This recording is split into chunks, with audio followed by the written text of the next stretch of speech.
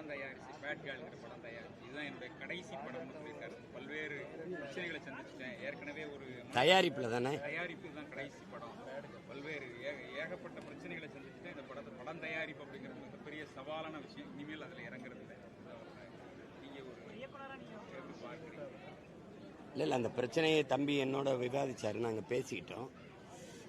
ஒரு கலைஞனுக்கு இவ்வளவு நெருக்கடியை தந்திருக்க வேண்டாம்னு நான் நினைக்கிறேன். ரெண்டாவது தயாரித்த படங்கள்லாம் நல்ல படங்களாக தயாரித்து கொண்டு வந்துட்டு இருந்தார். இப்போ அது அவருக்கு அவ்வளோ பெரிய மனச்சோர்வை கொடுத்துருக்குன்னா அதுக்காக நான் வருந்துறேன்.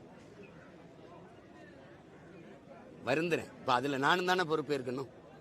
இப்போ ஒருத்தர் கொலை செஞ்சிடறாரு, ஒருத்தர் தவறு பண்ணிடுறாருன்னா இப்போ அந்த இதுக்கு இந்த சமூக குற்றம் தான் அது.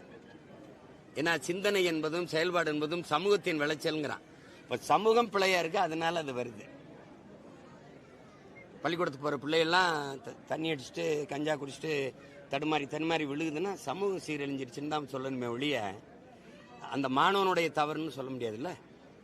அது மாதிரி தம்பிக்கு அவ்வளவு அழுத்தம் கொடுத்து அதை கைவிடுற அளவுக்கு போகுது அப்படின்னா அது நானும் பொறுப்பேற்கணும், நீங்களும் பொறுப்பேற்கணும்.